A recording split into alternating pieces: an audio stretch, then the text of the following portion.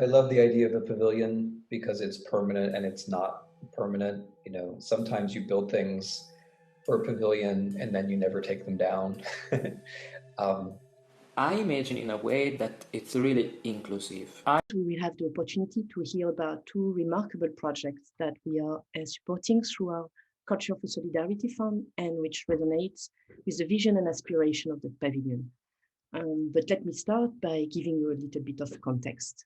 The idea of the European Pavilion was born with one question in mind. How can we enhance a space, both physical and conceptual, that can contribute to an artistic reflection on Europe? As Jupp Larsen insisted in the previous session, which I hope you also attended, we are indeed animals that tell stories and produce images, and those are vital in the way we imagine our societies and project ourselves in the future. So we held our first brainstorm meeting in July last year. Together with a group of art professionals and foundation representatives, we asked ourselves, what can the European Pavilion look like? When we talk about a European Pavilion, many people in the art world immediately think of the Venice Biennial and its national pavilions. After all, the Biennial is a major arena and Europe should have a space there too, alongside all the nation states, unless we radically change our perspectives. There was a lot of discussion about the Venice Biennial during that meeting, and everyone agreed that we should dream differently. We should dream plural. Let's not just build one pavilion, but several across the continent. Let's take a decentered approach and allow many perspectives on Europe to emerge from different cultural and local contexts. Let's involve partners and invite them to formulate values for their European Pavilion and for the project as a whole. So in September this year, we will announce the first generation of European Pavilion, which will bring together arts and cultural organizations from across Europe. With our support and the support of partners, they will be developing artistic programs that propose different ways of thinking, seeing, and sensing Europe.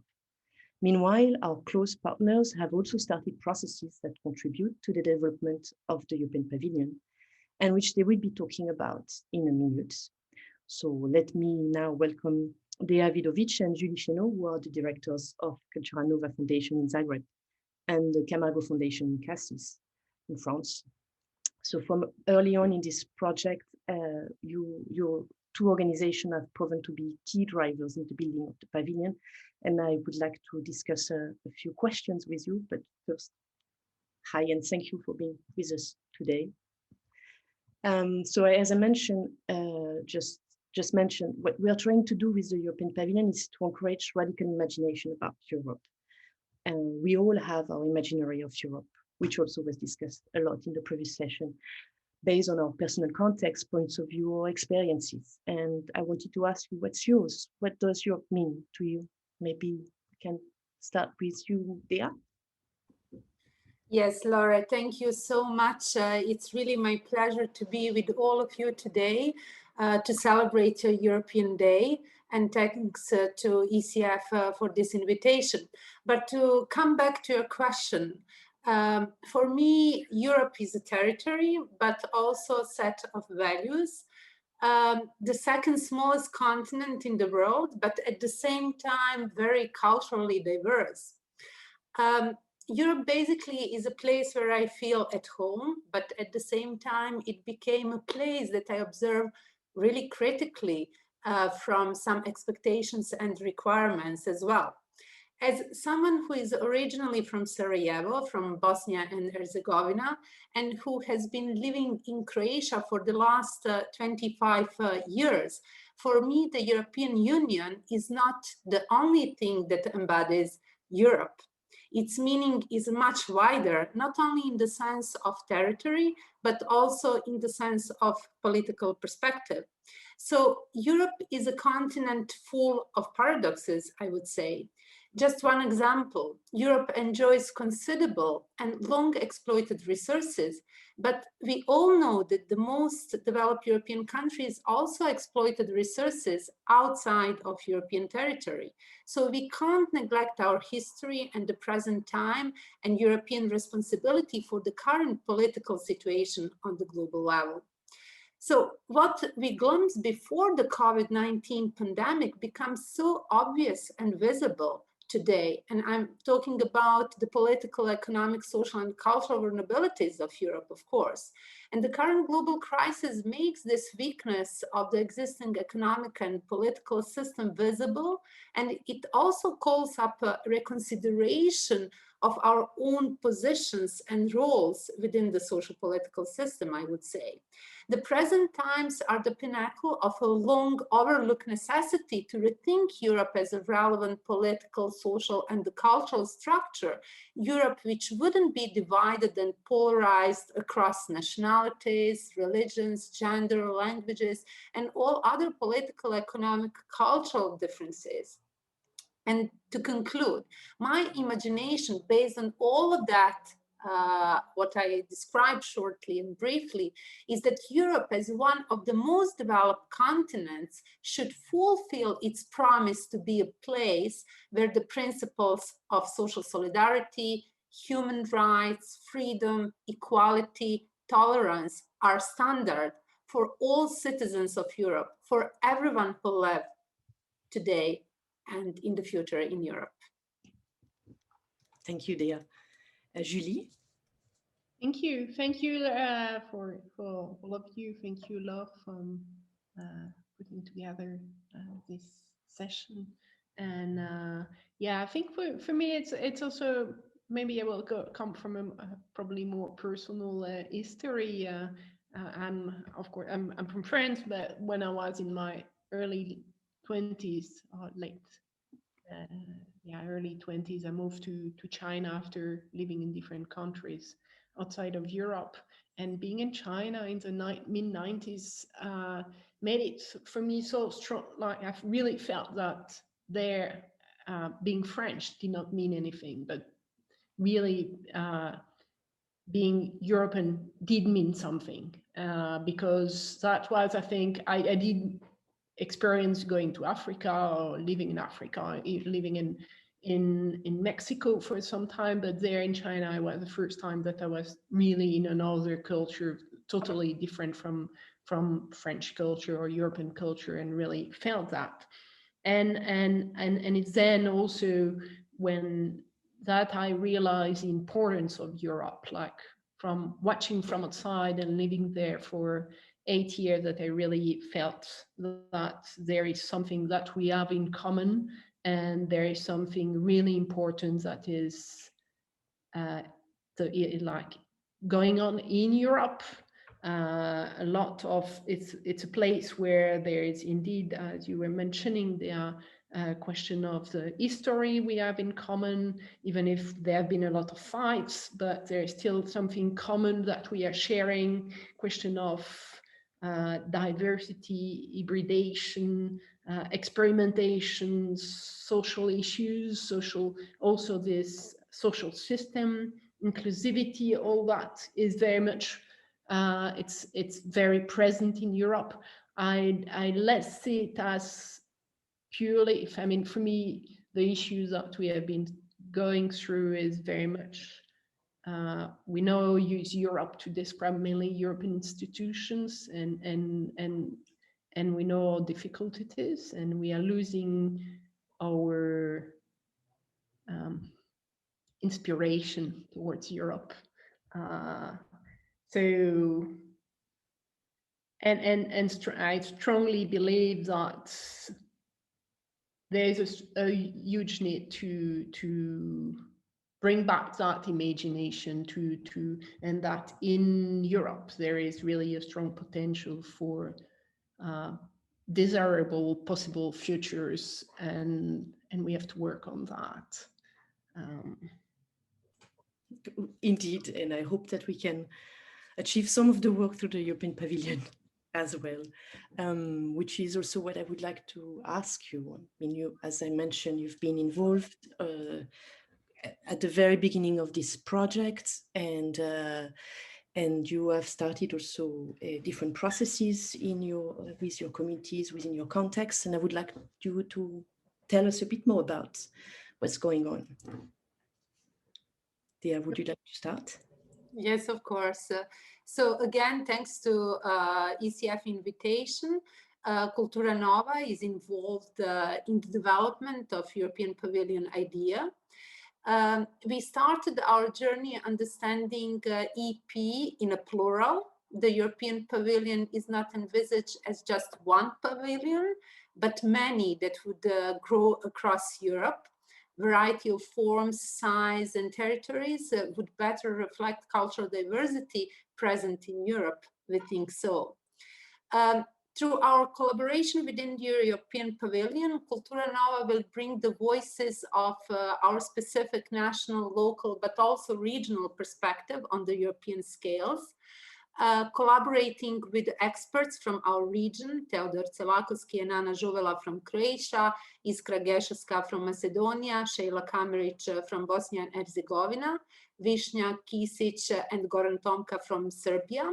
We are exploring the future modalities of European pavilions, which will not be an exclusive and elitist permanent zone, but a trajectory of European diversity, zones of participatory practices that engage numerous actors, especially the ones previously marginalized, zones of exchanging and sharing between the peripheries and the centers, zones of strategic cooperation between sectors, disciplines, and territories. So in that line, starting through establishing the different zones, different pavilions, we basically imagine European pavilions through its penetration to all segments of our dominant cultural canon. In our work, we take into account the challenges we need to respond to, but also the pitfalls we need to avoid. We consider the cultural system, its deficit, and the need for their improvement. We also examine how to include the green dimension in a more explicit manner. But we don't think only about the context in which European Pavilion will be implemented or the conceptual side of the idea. We are also thinking about very pragmatic and practical aspects of the initiative. So this includes questions like how to determine where the European pavilions will be, how they will be at all in virtual, physical, hybrid, and so on. Will the European Pavilion be established regionally or micro-locally? Who will be the host of the pavilions? What kind of the bodies? National, regional, local, public, civil, or private?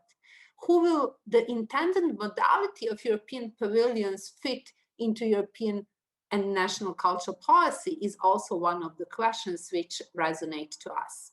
So what we are doing, we are exploring the possibility of creating elements and standards for downloading based on which each European pavilion can be then tailor-made depending on the specific needs, interests, and the context of the culture and the local community across Europe.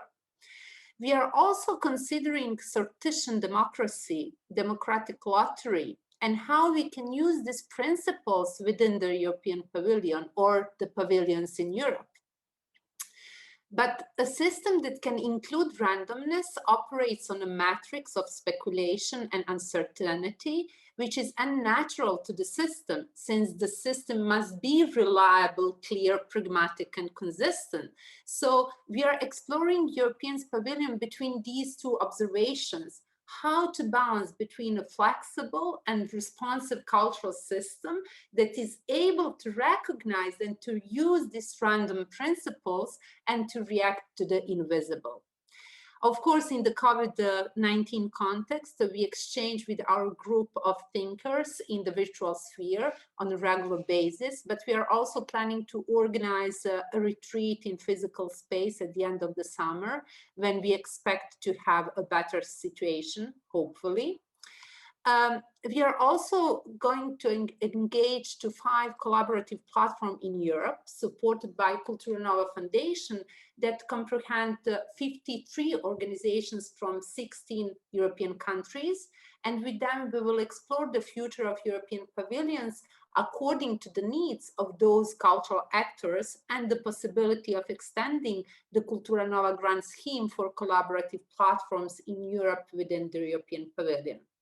So based on our inputs, but also taking the inputs of our colleagues from Camargo Foundation and their process, and based on actions implemented by ECF during this year, we are going to formulate the modalities and the future of European pavilions. And we expect to have a proposal for the future of European Pavilion, hopefully till the end of October of this year. So this is basically on which we focus through our work on the European Pavilion. And that's a lot of work. Julie, would you like to tell us a little bit also how the Camargo Foundation is thinking of the European Pavilion? Thank you, Lauren. Thank you, Dia. Maybe before starting on that, I will I'm not here as only it's like not about me, Julie Chenot, but it's very much about Camargo Foundation and what it is, and probably most of you don't know about it. So probably I will just say a few words about it before that, and it will explain, and then you can understand what is our position in this process and in this program of European Pavilion. The the Camargo Foundation, it's a residency center for artists, scholars, and thinkers. Is based in Cassis, next to Marseille. It's very much, and is really like on the edge of the Mediterranean, really on the south border of Europe. It's not, and really like close to Marseille. And so not only we're facing the Mediterranean, but we are also in a place that is facing the sea, in a national park, in the Calanque National Park. So the landscape is very present. Also, it's a place over the last 50 years that has been welcoming artists, scholars, and thinkers, mainly to reflect, to research, to pose, to exchange, and from really different disciplines. And that's really and it's very international, and actually was funded by an American artist and scholar, very much experimental film from the 50s, 60s. So it's really from that perspective that we have been talking in actually already in the beginning of of last year during the COVID period, and the beginning of the COVID, we have been exchanging with Viviane and with Laure and other people from the ECF about the need to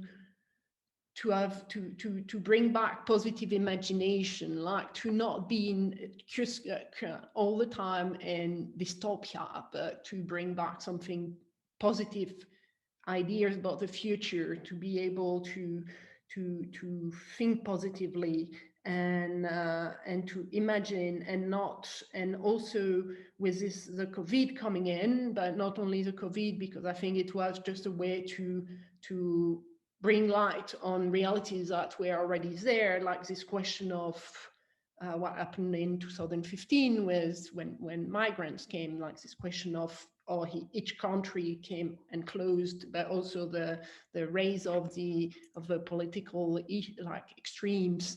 I think the need to say, let's step aside and let's look where do we want to go. And so that's really coming from that we have been exchanging a lot with ECF team over 2020. And also when talking about the European Pavilion, and I totally agree with Dea, I think we really need to put an S there. It's really, the idea was from our perspective, from Camargo perspective, was to say it would be important to still find, to not to define purely what is a European Pavilion, because I don't think it should be strictly defined, but to have a text or to have some references that can bring some common ground, and then open up with questions. So there is, and be able to create a thread of for this constellation of pavilions. And so that's what we have been, and to be able to talk with different thinkers, different artists, different philosophers about that, and what what could be this common ground that could like define some common content about the European Pavilion, and open up with questions. So we have been also wondering about, like, because it's European, maybe let's look at people that are more from outside Europe, probably from Asia mainly, also to again, sorry, background in China and in Asia quite a lot. And also a question of generation. We ask ourselves, like, who can frame this such text? Like, are we going to look for someone, one of those big figures, or are we going to look for more a younger generation? Also, what type of text are we looking at? Like, for example, in the common ground that the European, that ECF just released, this publication, or that is currently online, there is the beginning is start by something about 2081 or 2039, I don't remember, but something in the future, which I think is also something like that. So we are really looking at bringing together a few people at Camargo in late August, more collective, because we don't believe that one person can frame such program, but it should be more collective, bringing people from outside Europe, bring people from Europe, and just have this, maybe have a few texts or one text that will be a framework for the program of European Pavilion. And that will, again, it's super important that it should be open, because the process and the diversity and of answers and also being very open is very open to that everybody can find his place in this program of European Pavilion. As you can hear, there's still a lot to be defined and to be precise. But I think that's also, it's very much about the process, and it's very much to have a multitude of answers. And so that's why I think the idea to have a constellation of pavilions is super important. And that will be so the idea is to be more or less in the same time scale than DEA. So by fall, we can have this and share it and go on working all together and asking questions all together. And what would you hope for Camargo through that project? I think for us, Camargo, I mean, like I was saying, Camargo is a place to welcome people. It's a residency center with, like, it's a human size, it's 13 apartments, so usually there are 10 to 20 people on site. So it's a human size place where people can exchange, discuss. It's of course a place where people can take time looking at the horizon, looking at the Mediterranean, like pausing, being in this place. And so I think Camargo is a perfect place to reflect and to pose and to conceive some ideas and some questions. But then it's to make some changes and to talk about this program, for example, of European Pavilion. It needs to happen somewhere else. So it's only a part of the process that is possible to do at Camargo. And it's super important to be part of a bigger network with other organizations, other persons, and that then it makes sense. Camargo alone doesn't make sense. So that's, for me, that's why I think it's really important to be all together. Also, again, it makes sense because Europe is not one. We are all from different places, different perspective, and it's only by bringing different perspective and changing our perspective that we probably can do something different and imagine something different. Thank you, indeed. And I wanted also to ask you, Dea, what you hope it brings to your work, to your organization, to Kultura Nova. I see basically the great potential of European pavilions for the whole system, and to bring the space of changing of this dominant narrative and the connotation of ingrained meanings of words, notions, and the concepts without creating a new terminology and new words. So in that line, I see the European pavilions can become a compelling policy change maker. So it's obviously that I expect from European Pavilion to bring us closer to expected systemic change within culture in Europe, or to use terminology of a cultural deal for Europe, to bring culture in the heart of European future. So what I see for the European Pavilion, I also see for Kultura Nova Foundation and for our context. So everything is interconnected. And what I really like in this process, that we all together experiment and that we really work together. So in that sense, I really hope that we, at the end, we will create such an amazing initiative and a grant scheme for different kind of artistic voices and marginalized voices on the center, but also on the periphery, because without this interconnection among different sectors, territories, disciplines, I can't see the better future. So this is what I expect. Thank you, and thank you for embarking on this journey with us. I hope we will also gather more partners and continue this discussion and this project with many more people. I would like now to also welcome Anna Livia Friel and Marco Provinciali from the EU Pavilion Collective, and Tymon Ogenest and Jessie van der Pleuk from Studio Wild. And thanks for being with us as well. So EU Pavilion is a collective that brings together a group of architects and designers who embarked on research on the relationship between architecture and the European Union. And we were talking about Venice earlier. Well, actually through their work, they hope to spark a discussion around the institution of a European Pavilion at the Venice Biennial. They will tell us a bit more about that. Well, no, actually, go ahead. I'll introduce Studio Wild just after. Okay, thank you very much, Laure, for inviting us today to present our project and to celebrate Europe's Day together. We'd like to thank also ECF for supporting our work.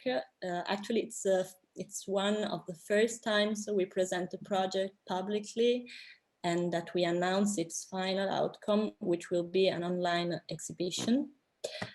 I am Anna Livia Friel and Marco Provinciali. We are both architects, and we are part of a bigger team working as a research laboratory on the relation between EU and architecture. The team is composed of architecture practice Supervoid from Rome, designers and M3 and Bruno from Milan and Venice, and photographer Giorgio De Vecchi, also from Venice. In this slide, you can see our website, which is conceived as a growing archive of the research. EU Pavilion started in 2018 as a research project producing essays, events, and teaching. But the final goal of the research is to advocate for the establishment of a European Pavilion at the Venice Biennale. So we are currently organizing an exhibition devoted to the imagination of that very pavilion, involving architectural and artistic practices from all over Europe. Well, as citizens and designers, we acknowledge architecture as a fundamental aspect of an inclusive and democratic public realm. And in the light of the current debate around the strengthening of the European integration, we argue that a critical reconsideration of the spaces where this process happens is a fundamental aspect of the collective character of the European project. So this is observation started with a survey on the place where the European Union establishes its physical manifestations, Brussels, the city of Brussels. The common perception depicts the EU as a technocratic body essentially concerned with the normativity, financial austerity, bureaucracy. Most of these narratives of the EU are a consequence of its inception as a stealth project, initially defined by economical and trade treaties, and ultimately by its reaction to the 2008 financial crisis with regard to some of its member states. So while this perception and the policies underlying it are rapidly shifting in the wake of the response to the current crisis, a proper shared cultural project seems to be yet to come. On the other hand, the European Union, which settled itself in the Quartier Leopold in Brussels, starting from the end of the 50s, making itself a promoter of significant property developments in the area, seems to have adopted planning indeterminacy as a programmatic manifesto. Over the years, this lack of planning has exposed it to various criticisms, both from committees of Brussels citizens and from a broader academic and cultural community. The former complain of the systematic negation of a real public space, failed opportunity to build in relation to the surrounding urban fabrics, and the inability of the entire quarter to assume a cohesive role within the city. In addition to these are the formal criticism of the buildings, which range from anonymous bureaucratic drabness to unjustified facadism, which tend to preserve the facades of historical buildings completely deprived from their original meaning and relation with the constantly changing urban fabric. Here you can see the rear side of the Gare de l'Europe before the demolition and during the construction of the Parliament building in Brussels. So, because of these two themes that open up a substantial question converge in the study. Can architecture change the image of a great institution, and can it contribute to the definition of a new international identity? At the base of the exhibition we are organizing lies the belief that architecture still has a potential to be a powerful tool to communicate a political project, can be part of a renewed and more open communication strategy that should try to overcome the notorious iconographic deficit first underlined by Rem Koolhaas in the Image of Europe project in 2003. In this slide, we can see the pavilion built by OMA in that occasion, located in the Place Schumann.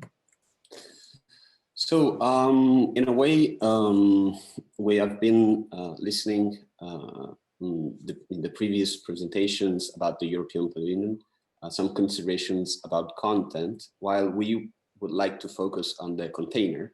And so coming to the project side, which is of course Venice, we chose it because in our opinion, the Venice Biennale and the typology of the pavilion could provide a testing ground for a new kind of European public and cultural building. The pavilion, an architectural object capable of disentangling itself from any specific function, lands as an ideal test site for a more wide-ranging reflection on the possible futures of a new European architecture, and more specifically on the language of the representative institutional buildings of a supranational structure like the European Union. What you see here is a selection from a photographic survey of the project site, so the Giardini of the Biennale and their national pavilions, done by photographer Giorgio De Vecchi, who is part of the research team. So the national pavilions inside the Giardini della Biennale are bound by relationships that allow a clear reading of the historical development of the site and present through their form a vivid image of the political will of the nations that built them at that very moment in history. While the balance of power between the Western countries is clearly represented and national languages dominate the facades of the pavilions during the first decades of the 20th century, starting from the 50s, the ambition to belong to a broader cultural territory comes along with a new and international architectural language. What you see here is a drawing analyzing the historical evolution of the pavilions in the Giardini that we designed as part of our research. In the current context, it is clear how the saturation of the giardini brought about by the pavilions is not only physical, but also ideological, insofar as it was born out of a 20th century national paradigm, informing the display of cultural and artistic production. Breaking this paradigm means, for us, creating the conditions to ask questions about new representative languages, with the understanding that, albeit free from localist drives, pavilions continue to be fundamental instruments of identity assertion. The project for a European pavilion at the Biennale constitutes therefore a vital opportunity to overcome the tired dialectic between national and international aspirations. The exhibition itself brings together a wide range of contributors working in the field of architecture and art across different countries in Europe.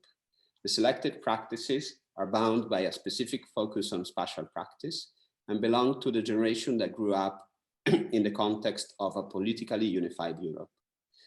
The exhibition encouraged the debate, even the clash between different positions, and a critical approach aiming to overcome the dichotomy between the architect as genius and the architect as bureaucrat, which informed important design commissions for international institutions such as the UN buildings in New York and Paris in the 50s, and seems to have somehow affected many commissions of buildings for the European institutions too. Each proposal for the pavilion will be presented through a model of the same pavilion in scale 1 to 20. The model is regarded as a media which is capable of bridging between disciplines more similar in scale to a sculpture than to a building, with the potential to be extremely abstract or extremely descriptive. It has been chosen for its immediacy and ability to communicate the project to a broad public, not necessarily specialized in architecture. Each model will be filmed and the resulting videos will be exhibited on a specifically designed website, which will be published in the coming fall. Finally, we'd like to close our presentation with this montage of the European flag upon a painting by Arduino Cantafora of the Giardini, a painting that depicts the Giardini in their original state before the advent of the Biennale in 1895, an image that for us conveys a sense of expectation and hope. Thank you. Thank you both. And I would like also to add that the new issue of Artist magazine is just released, and that you contributed with a conversation with Romano Prodi, and the whole issue is about the question of European architecture. So a bit of promotion. Yes, thank you. And I would like now to invite Timon and Jesse. So Timon and Jesse are part of the, well, actually initiated Studio Wild, which is which is a young Dutch architectural practice that strives to develop provocative designs and to overcome the current limits of architecture. And so you are working on the Forbidden Garden of Europe, which will also be presented as part of the upcoming Architecture Biennial in Venice as well, as part of the Dutch program. So thank you, and we are all ears.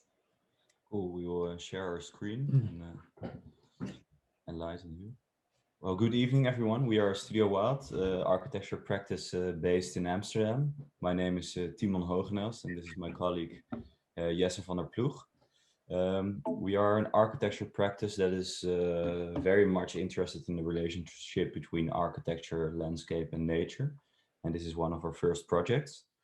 Yeah, it's a project very much reacting to conditions in borders. This is a village in which we did many work. This is our first work that we did there. It's on the border of Italy and Slovenia. It's a marginal area which is characterized by decay, and it really builds forth upon notions of people going away from areas, an area which is influenced by multinational influences, since it's partly has a Slovene character, but also Italian. And Studio Wild really works a lot in this type of border conditions where political, landscape, and cultural aspects come together in various architectural expressions. And within the same village, we recently started a new project where we try to revitalize this abandoned mountain community with the means of culture. So we really see culture as a tool to revitalize those regions, and we're working on a renovation of an abandoned farmhouse, which we aim to transform in an artist residency, where we want to invite different member states from all over Europe to participate and to kind of envision new strategies to revitalize these abandoned rural communities. So yeah, that's in a nutshell what we as an architecture practice are working on. And today we are here to talk about our most recent project, the Forbidden Garden of Europe, which will be a physical garden in Venice during the Venice Biennale this coming summer. Yeah, and this project is, amongst others, being made possible with a very vital contribution of the European Cultural Foundation, and together with a series of other partners, we made this project possible. And so the project is about a series of alien invasive species, a series of species which the European Union has defined, which are not suitable to live in Europe anymore, which are considered a threat, and which originally originate from other continents. And these plants, they have been around in the continent for over 200-300 years. They are introduced by explorers, imported from overseas colonies and brought to botanical gardens. And now since 2016, they are illegal to trade, sell, transport, and they need passports to cross European borders. And this we find very intriguing and was the starting point for our project of the Forbidden Garden of Europe. Yeah, and so these plants, they they are, as Timon noted, it's illegal to buy, sell, grow, trade them. Only a few institutions are allowed to grow these type of plants, among which botanical gardens. And the botanical garden in Padova has become our partner since they are allowed to grow and collect these plants. They are able to grow them for us, and here is a selection of these plants end of the summer last year, and here an image of just 2 weeks ago in which they are already grown a lot. Yeah, and what's also very interesting is that some of these species are actually imported or introduced to the continent by the Orto Botanico in Padova. So there's a rich history of these plants migrating from continent to continent, brought into Europe for economic purposes, but also because of their beauty. So these plants have a very rich history, and now they became illegal. Yeah, so we aim to bring them together in a new context and shed new lights on what it means that we collect plants and define where they can and cannot live. So we want to bring them together in the Venice Biennale this summer, around which we will build a guarded wall, like a garden. So this forbidden garden will be an indoor garden on Giudecca, and we envisioned this blue enclosure, which kind of symbolized this more rigid human kind of organization. And in contrast, we have these big piles of soil, more rough, depicting nature. And on these piles of soil, we try to cultivate coexistence. We try to inspire people and to question how we could arrange things differently and look at these kind of complicated topics with a new, fresh perspective. And within this exhibition, there will be also audio available, a series of podcasts where you will hear the migration stories and the arrival stories of these plant species to the European continent. Yeah, and so with this exhibition, we want to question this type of legislation, as these plants came here hundreds of years ago, and now as humans, We define a series of borders, we define a series of countries, we define larger structures of regions such as the European Union. And with these type of organizations are in the first place, envisioned for creating more inclusion and creating better societies, but at the same time, they also are systems which can cultivate exclusion. And with this very specific example of the European Union defining a series of plants which are not allowed to live within a certain series of lines that we have imagined ourselves as humans, we want to really question if this type of legislation always really contributes to a more better and free society. Yeah, so I think this project is very much about borders, and what we are aiming to do is to question these borders, and I think to renegotiate these and with this pavilion we are aiming to cultivate coexistence.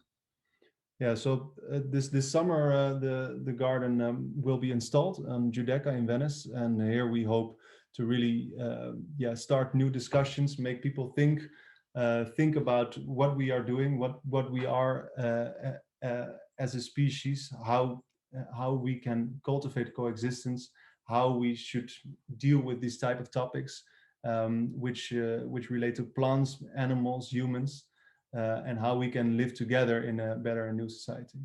Yeah. Well, thank you, guys. Thank you. I mean, I think for me it's really interesting to have both your initiative on board. I mean, also understanding how you push what we understand by architecture, you know, and how that becomes really like a ground for social transformation. And I think in this idea of building this European pavilion, you know, allow ourselves to understand architecture in a broader way is very, very important. I was wondering if, I mean, having heard earlier from Julie and Dea, if you, Anna, Olivia, Marco, Timon, and Jessie, you know, also based on your quite tangible practices, what would be your sort of vision for the pavilion, or recommendation, or how do you see it? Or how do you, I mean, you are contributing to it, but I was just curious. We asked the question today, and Julia. Yeah, well, I speak for myself, but I think there's a great opportunity to have a kind of critical and reflective attitude with the pavilion. So I think it would make a lot of sense to kind of has this as a main ambition to embed it locally, but to still keep these critical attitudes towards certain systems and current kind of conditions. So I mean, from our side, I guess that well, on one side we see this experiment in design as an experiment, so we still don't know the outcome, and we do this project precisely to kind of explore a set of possibilities in mostly, I would say, from our side, in reaction to what is there now. So where can we go to from what is there now in terms of, you know, places for displaying culture and art, physical places. So a prototype is, of course, located in Venice, but could be, you know, it is a prototype, so it could be done elsewhere as well. So that's one of the aims of our reflection.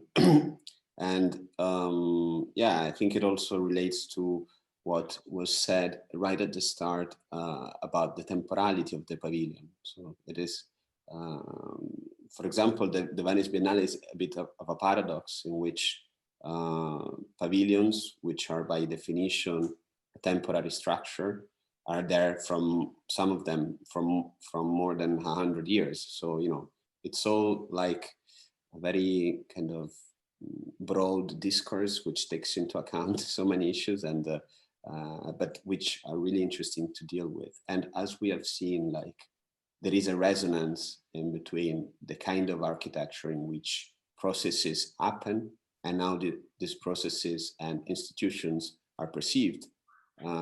So we don't really see a detachment, but we see a resonance in that, and that is why we think that there is the necessity for a further exploration of this. Thank you. And Julie and Dea, I think this was the first time you heard about those two initiatives. Do you have any reaction, or how does that spark you further imagination on the pavilion? No, I think you talked about with us about both projects, and I'd been reading on your website about both, and so I was very interested to really see the presentation and hear about, like, the four of you to talk about it, about each project. And I think of course, when we were talking about this program of European Pavilion, always we talked about also having something physical, a physical space, or and I'm probably not so good at those online questions. I'm very much about the physical meeting and physical space, and even more after this year and a half of COVID.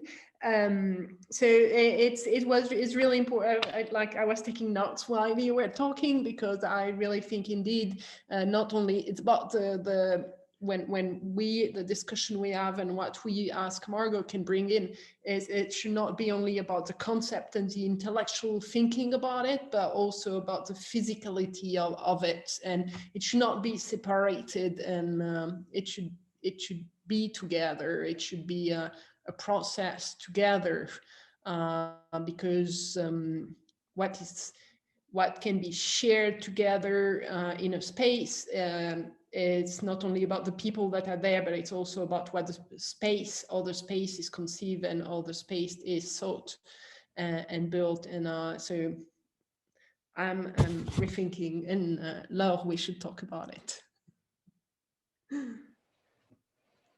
Dea, do you want the last word before I conclude? No. Just one sentence. I really like the all contradictions of this initiative, from the name to the initial idea, from some theoretical point of view, but also from some practical point of view. But the crucial would be how to balance between the top-down approach and the bottom-up. So how to create basically the potent platform for diverse voice, for different discussion, for challenging views, for creation of new knowledge and the productions in the future. And with this, I would stop, because I know that you have to close our brief discussion. Thank you so much. Yeah, I wish we would have more time. But I hope that the personal reflection and the different projects and approaches shared during this last hour gave you a sense of what we hope to achieve with the European Pavilion. Of course, there is much more to come, and we are looking forward to launching the program this autumn. And before I say goodbye, I would like to return to the audio clip that you heard at the very beginning of this session. This was an extract from the series of podcasts that we have been producing over the last few months. So we have invited personalities from the arts and culture and beyond to reflect with us on Europe and our shared future. We have talked about the relationship between Europe and the nation state, about citizenship and representation, about public space and ecology, and about the image of Europe and why it matters. Today, Today, to mark the occasion of Europe Day, we are releasing our final episode, and I warmly invite you to listen to it on our webpage, the europeday.eu. And then, as you might remember, Europe Day marks the anniversary of the Schuman Declaration, which proposed that a common trade in coal and steel will ensure lasting peace and unity in Europe. Today's challenges show us that this ideal from 71 years ago no longer endures. So for this concluding episode, we have invited 3 guests from 3 generations of Europeans to look back at the European project and to look ahead to the future. And we ask ourselves, what could be in the years to come, the cement that holds us together, the emotional and material bond, or what I'd like to call the cementiment, that will weave a sense of Europeanness. And with this question in mind, I would like to thank you all for listening today. And as I said, the European Pavilion has only just begun, so stay tuned.